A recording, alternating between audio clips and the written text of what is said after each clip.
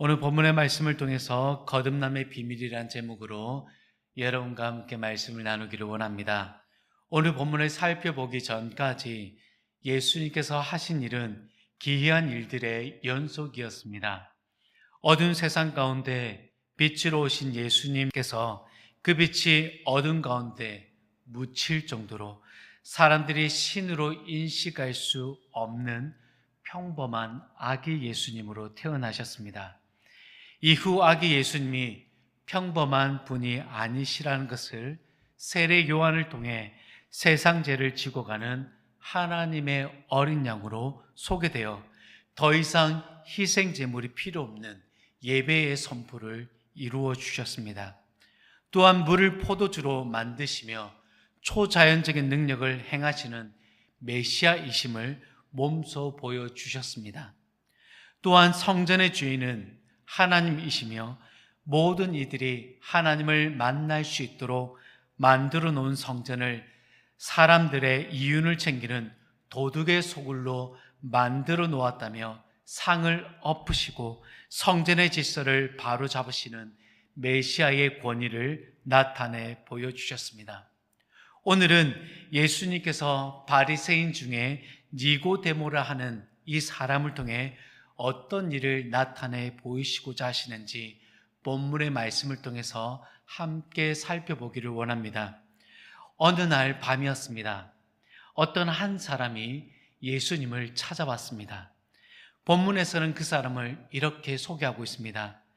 그런데 바리새인 중에 니고데모라 하는 사람이 있으니 유대인의 지도자라. 소개된 사람은 심상치 않아 보입니다. 바리새인 중에 니고데모라 하는 유대인의 지도자였습니다. 평범한 사람이 아니라 예루살렘 사람들의 대표자로 여겨지는 바리새인 중에 지도자였습니다. 여러분, 바리새인들이 어떤 사람들이었습니까? 유대교의 기관을 대표하는 이들로서 가장 강력한 영향력을 행사하는 종파입니다.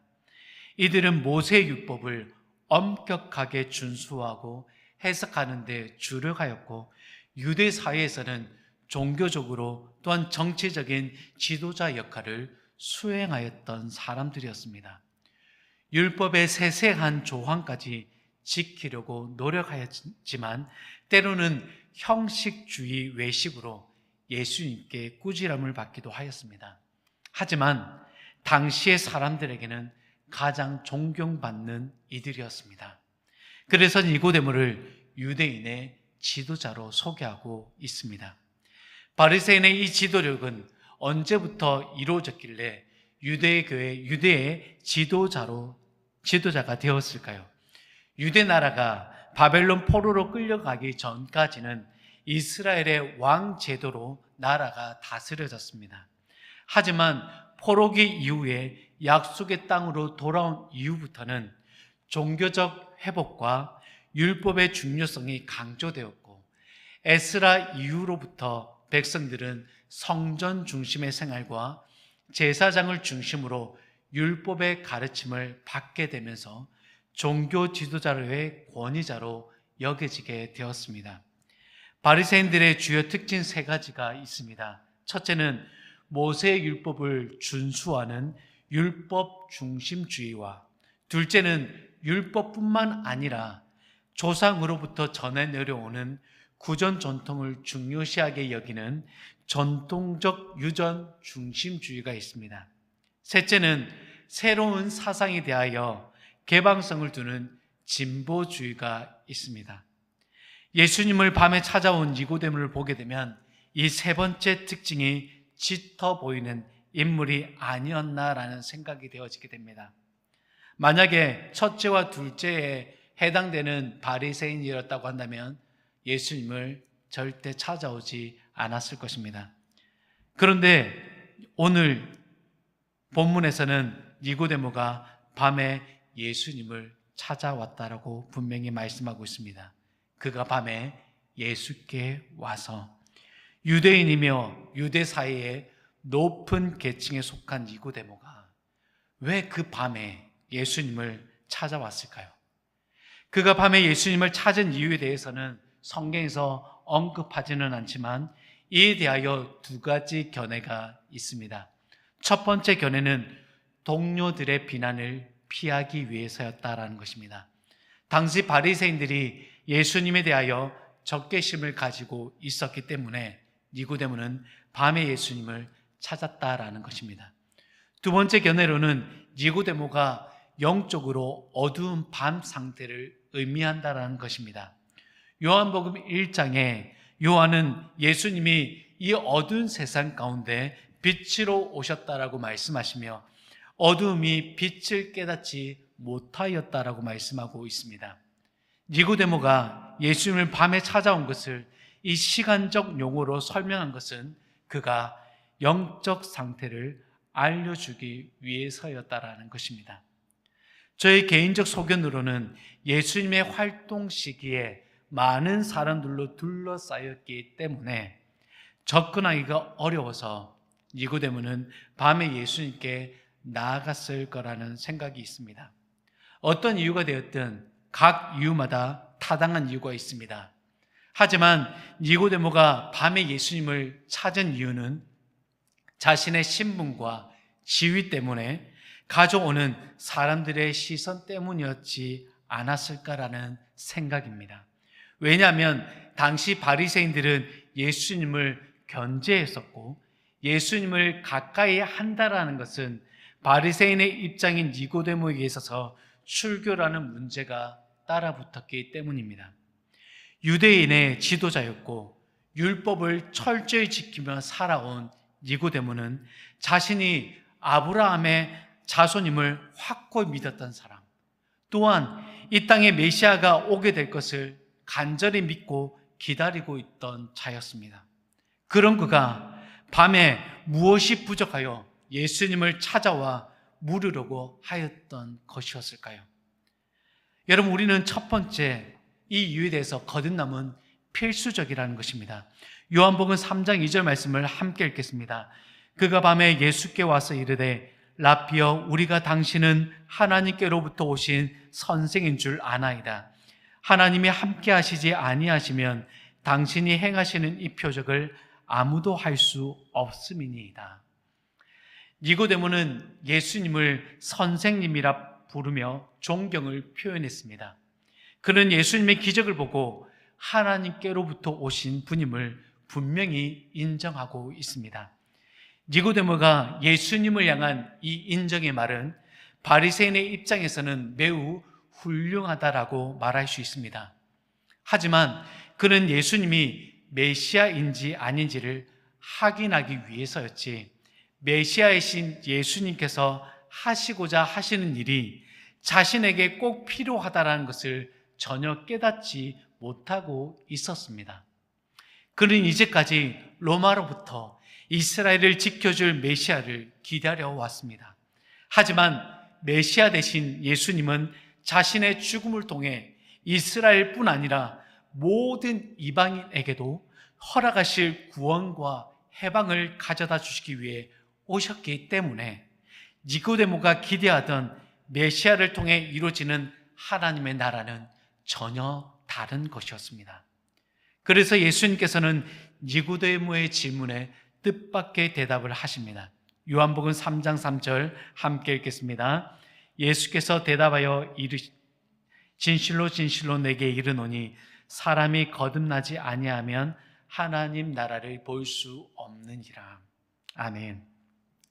하나님이 함께하지 않으시면 일어날 수 없는 일을 행하시니 예수님을 향하여 선생님, 즉 메시아라고 그는 인정했습니다.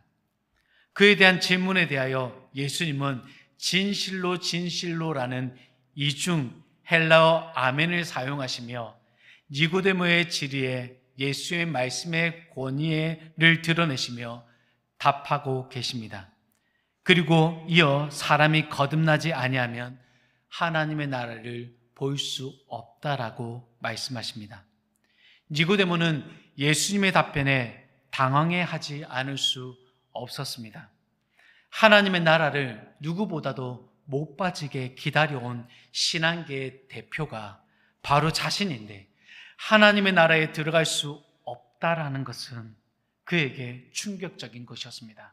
게다가 거듭나야 한다니 이건 또 무슨 말이냐라는 것이죠. 하나님의 나라는 아브라함의 자손에게 허락된 나라입니다. 그래서 니고데모에게는 자신의 신앙뿐 아니라 백성들의 신앙까지도 책임지며 그들을 도움을 주었고, 또한 심지어 자신이 하나님 나라에 들어갈 수 없다라고 말을 들은 니고데모는 큰 충격에 빠질 수밖에 없었습니다. 누구보다도 먼저 하나님의 나라에 들어갈 1인으로 줄곧 믿어왔을 테고, 무엇보다 그는 종교적으로 흠잡을 데가 없는 삶을 살고 있었습니다. 그런데 거듭남이 없으면 하나님 나라에 들어갈 수 없다라고 하신 예수님의 말씀에 그는 의아해할 수밖에 없습니다.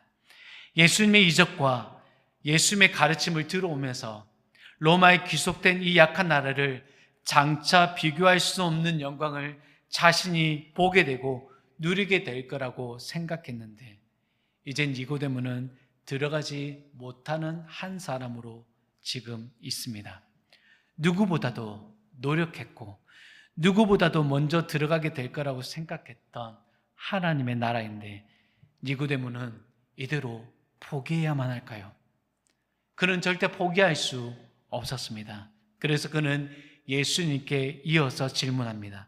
요한복음 3장 4절에 니고데모가 이르되 사람이 늙으면 어떻게 날 수 있사옵나이까?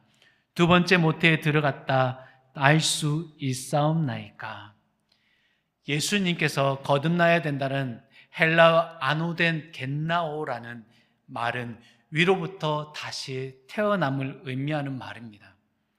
이 말을 니고데모는 생명이 하늘로부터 오는 것이라는 것을 알고는 있지만 그 생명을 다시 얻기 위해서는 다시 어머니의 모태로 들어가야 하는 것으로 이해하였습니다. 그는 하나님의 나라에 들어가기 위해서 다시 태어나고 싶은 마음이 간절했습니다. 그런데 이성적으로 생각해 보니 매우 불가능해 보였습니다. 이미 장성해버린 성인의 모습으로 어머니의 모태로 다시 돌아갈 수 없기 때문입니다. 하나님의 나라에 들어가기 위해서는 거듭남은 절대적으로 필요한 것인데 나에게는 이루어질 수 없는 일인가? 라는 것이 니고데모의 생각이었을 것입니다. 예수님께 나오기까지 니고데모의 신앙생활이 얼마나 무의미했는지를 알 수 있습니다. 자신의 시간과 그리고 노력들은 자신의 모든 것이 물거품 되는 순간입니다. 밤중에 찾아온 니고데모의 열심과 용기는 사람들로부터 칭찬받을 만하지만 실제 그는 영적이지 않은 세속적인 사람이었습니다. 여러분, 거듭남은 예수님을 통하여 이루어지는 생명입니다. 예수님은 유대의 지도자인 니고데모의 어설픈 대답에도 친절하게 설명하여 주십니다. 요한복음 3장 5절 말씀을 함께 읽겠습니다. 예수께서 대답하시되 진실로 진실로 내게 이르노니 사람이 물과 성령으로 나지 아니하면 하나님의 나라에 들어갈 수 없느니라. 니고데모는 다시 자신의 모태 어머니로 돌아가야 될 거라고 생각했지만 예수님은 그에게 친절하게 그것이 아니라고 말씀하시며 자세히 말씀해 주십니다. 예수님께서는 그 거듭남은 내가 그렇게 애쓰거나 다시 모태로 돌아가려는 몸부림을 치지 않아도 되는 것이다. 거듭남은 오직 물과 성령을 통해 새롭게 되는 것인데 너의 의가 아니라 하나님의 역사로만 이루어지는 물과 성령으로 가능할 수 있다라고 말씀하십니다. 여기서 물과 성령은 예수님께서 따로 구분하여 말씀하신 것이 아닙니다. 물과 성령에 사용된 헬라어 접속사 카이는 앞단어 즉 물을 부가적으로 설명하는 것입니다. 다시 해석하게 되면 물 즉 성령으로 다시 태어날 수 있다라는 것입니다. 그런데 물을 육체적인 출생, 양수로 해석하고 성령을 영적 출생으로 따로 해석하는 경우가 있는데 이는 적절하지가 않습니다. 왜냐하면 물과 성령을 별개 사건으로 두어서 육적 출생과 영적 변화를 나누어 설명할 수 없기 때문입니다. 따라서 물과 성령은 서로 다른 것이 아니라 거듭남의 과정에서 하나로 작용하는 것으로 정결케 하는 성령의 활동과 생명을 주는 성령의 행위에 대한 묘사인 것입니다. 즉, 물과 성령으로 난다라는 것은 하나님의 은혜로 죄 씻음을 받고 성령으로 새롭게 변화되어지는 과정을 말하는 것입니다. 이런 의미로 본다면 물과 성령으로 거듭난다는 것은 오직 예수 그리스도를 믿고 성령의 역사하심을 받아들일 때 가능해지는 것입니다. 니고데모는 이를 잘못 이해하여 모태로 다시 돌아가야 하는 모습으로 생각했습니다. 그가 얼마나 세속적이었는지 알려주는 대목입니다. 그래서 예수님은 니고데모에게 육으로 난 것은 육이요 영으로 난 것은 영이니라고 대답하였던 것입니다. 니고데모의 질문에 대한 예수님의 답변을 통해 거듭나게 되는 것은 우리의 선행과 또한 우리가 좋은 교회와 나쁜 교회라는 배경 속에서 이루어지는 것이 아님을 우리에게 분명히 말해주고 있고, 또한 교회 안에서의 오래된 신앙의 행적들이 우리에게 거듭남을 가져다 주는 것이 아니라는 것을 우리에게 말씀해주고 있습니다. 사랑하는 여러분, 우리가 거듭나야 하는 이유를 오늘 예수님께서는 니고데모에게 분명하게 말씀해주고 있습니다. 거듭남은 큰 교회를 만나서 이루어지는 것도 아니고 작은 교회를 만나서 이루어지는 것도 아니며, 또한 도덕적으로 선한 목사를 만나서 이 거듭남이 이루어지는 것은 아닙니다. 그 모든 것을 떠나 우리는 오직 예수 그리스도를 통해 이루어지는 생명의 능력을 통하여 우리는 거듭나게 되는 것입니다. 이 거듭남의 비밀에 대하여 니고데모는 처음 듣는 것이 아니었습니다. 니고데모가 밤중에 예수님을 찾아오기 전 하나님께서는 앞서 세례 요한을 보내셔서 미리 알려주신 바 있습니다. 세례 요한이 회개의 세례를 받을 것을 많은 사람들에게 촉구하였습니다. 그 메시지에 반응하여서 무리들과 세리들과 또한 군인들이 다 나와서 자신의 죄를 자복하며 세례를 받았습니다. 하지만 세례를 베푸는 그곳에 이 지도자들이 나와서 구경만 하고 있었습니다. 세례 요한은 이 바리새인들과 서기관들을 향하여 독사의 자식들아, 누가 너희를 가리켜 임박한 진노를 피하라고 하냐며 한 소리 들은 적이 있습니다. 이미 세례 요한은 새 생명, 즉 이 거듭남의 비밀을 상징적으로 전하였고, 장차 오실 예수님을 통해 이 하나님의 나라가 구현될 것을 알려주었습니다. 다시 한 번 더 확인되는 사실은 이 거듭남은 오직 예수 그리스도를 통해서만 그 생명이 전해진다라는 것입니다. 그런데 이 거듭남의 비밀을 방해하는 것이 있습니다. 그것은 바로 니고데모의 이력입니다. 그는 누구도 알아주지 않는 갈릴리 출생이 아니라 예루살렘 출생이었습니다. 그리고 그는 율법에 능한 자였고 오실 메시아에 대한 정보도 누구보다도 많은 정보를 가지고 있었습니다. 그리고 그는 율법 교사로서 가르치는 일로 유명한 자였습니다. 하지만 그가 가진 배경은 거듭남의 비밀을 파헤칠 수도 있었지만 오히려 그것은 그에게 큰 장애물이 되었습니다. 니고데모를 향한 메시지지만 오늘 이곳에 있는 우리에게도 향하는 메시지이지 않을까요? 그렇다면 니고데모를 향한 예수님의 메시지이지만 우리에게 동일한 메시지로 들려온다면 우리는 어떻게 반응할 수 있겠습니까? 니고데모는 예수님과의 대화를 통해 수없이 고민했을 것입니다. 물론 본문에서는 니고데모가 어떻게 거듭난지에 대해서는 말씀해주고 있지는 않습니다. 그가 예수님과의 대화를 마친 이후에 얼마나 큰 고민을 했는지 또한 우리는 알 수는 없습니다. 하지만 그가 나중에 예수님께 마음을 열었다라는 것을 뒤늦게 확인할 수 있습니다. 예수님께서 십자가에 달려 죽으셨을 때 니고데모는 예수님의 장례를 아리마대 요셉과 함께 시신을 가져다가 장례를 치루었습니다. 요한복음 19장 39절과 40절 말씀을 한 목소리로 읽겠습니다. 일찍이 예수께 밤에 찾아왔던 니고데모도 몰약과 침향 섞은 것을 100리트라쯤 가지고 온지라. 이에 예수의 시체를 가져다가 유대인의 장례법대로 그 향품과 함께 세마포로 쌌더라.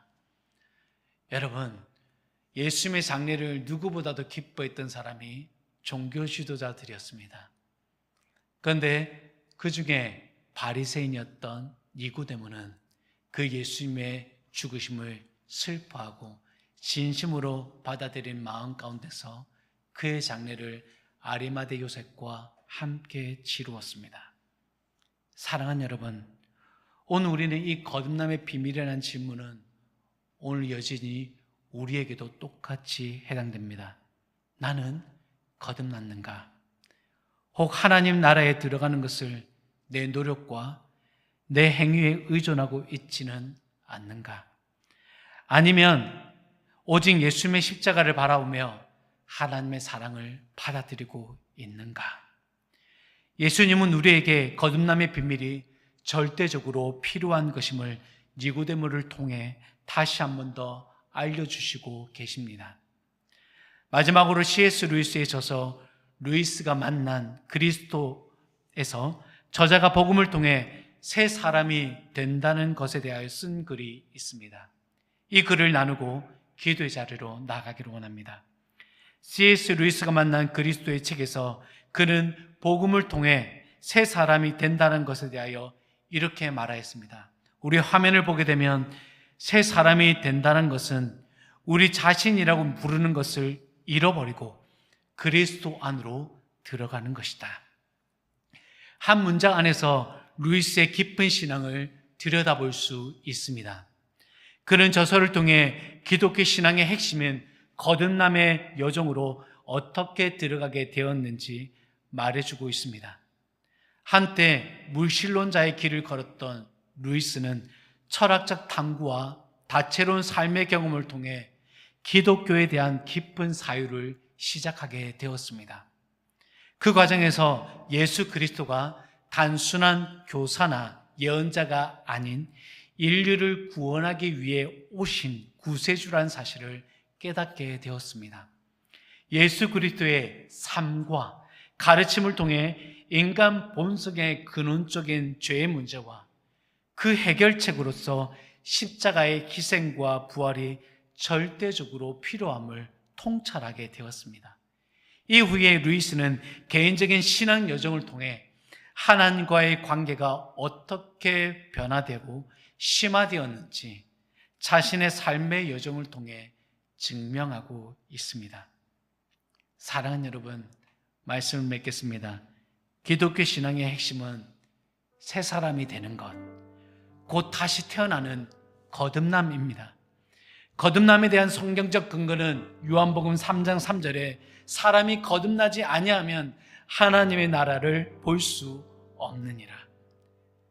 신앙인에게 거듭남이 구원의 필수 조건임을 우리 모두가 자각하기를 바랍니다. 그리고 죄로 인해 죽었던 우리의 영이 성령을 통해 다시 태어날 수 있다는 것을 믿음으로 우리의 삶이 하나님과의 깊은 관계 속에서 새로운 삶의 시작과 늘 변화를 이루는 저와 여러분의 삶이 되시기를 주님의 이름으로 축원합니다.